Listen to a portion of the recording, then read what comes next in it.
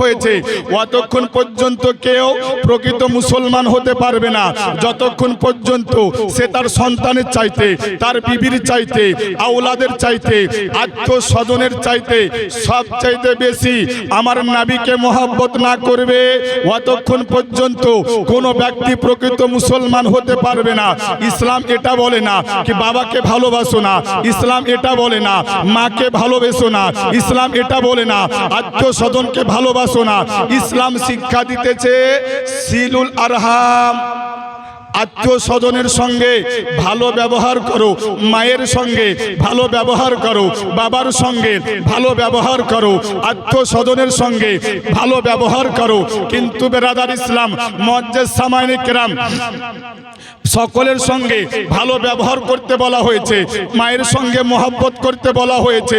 কিন্তু যখন নবীর মহব্বতের সঙ্গে মায়ের মহব্বতের টাকরাওটা হবে, নবীর মহব্বতের সঙ্গে বাবার মহব্বতের টাকরাওটা হবে, নবীর মহব্বতের সঙ্গে মায়ের মহব্বতের লড়াইটা যখন হবে, নবীর মহব্বতের সঙ্গে সন্তানের মহব্বতটা যখন লড়াইটা হবে, নবীর মহব্বতের সঙ্গে বিবির মহব্বতের যখন লড়াইটা হবে, ইসলাম ওই সময় কি হুকুম দিতেছে, কি আদেশ করতেছে চাই কি ইসলামের ওই সময় হুকুমটা কি?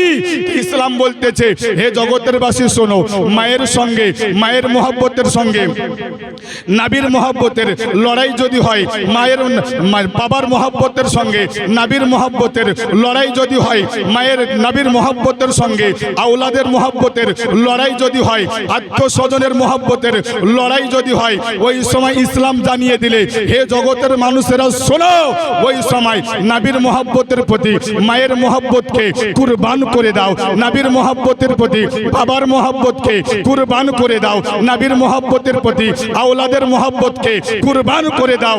এক কথায় নবীর মহব্বতের প্রতি সারা বিশ্বের মহব্বতকে কুরবান করে দিতে হবে।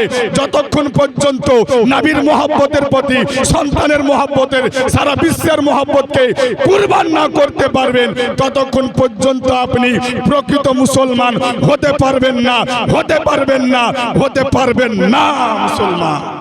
তো বুঝা কি গেল? সকলের মহব্বতের প্রতি নবীর মহব্বতকে, আপনার নবীর মহব্বতের প্রতি সকলের মহব্বতকে কুরবান করতে হবে, তবে আপনি প্রকৃত মুসলমান হতে পারবেন।